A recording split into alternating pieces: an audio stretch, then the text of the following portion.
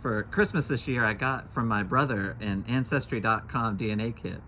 And so I spit in the tube, and a few weeks later, they sent back my results. It was pretty vanilla, as you might expect. I mean, I was hoping that I would hail from a line of swashbuckling buccaneers or Spanish explorers or something, but no, I was 78% English and 20% Scottish, and then a dash of Swedish and Senegalese was thrown in there.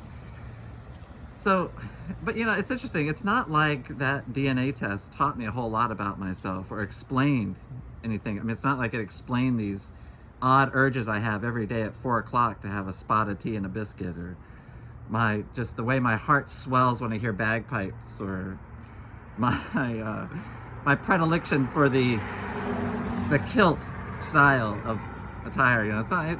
I didn't really learn anything about myself because I don't think that heritage informs anything about me today.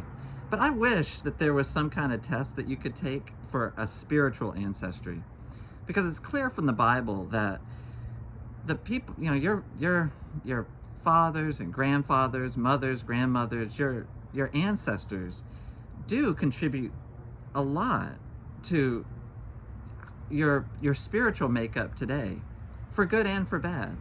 I think that some of the battles that my ancestors won in the faith and over sin and evil in their lives have given me unbelievable freedom to grow and to build and to expand on that. But I also know that my ancestors laid a lot of tripwire for me and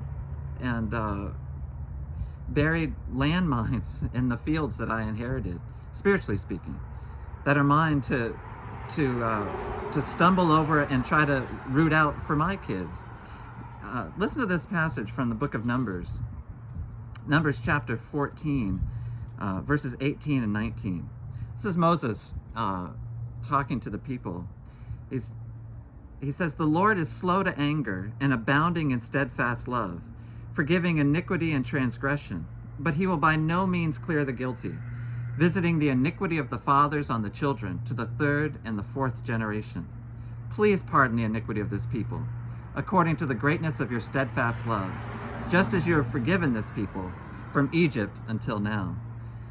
This is sobering to me, but it's also a good life's work and challenge that I have the opportunity to do, which is to overcome for Bryn, Ingrid, and Brooks some of the things that my father, grandfather, and grandmother, and on weren't able to beat, that they might have more freedom than I had, and also that I might also be able to give them great spiritual treasure.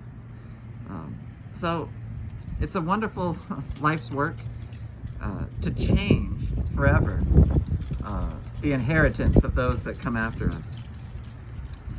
And that's not just for our children necessarily, but it can also be for our church.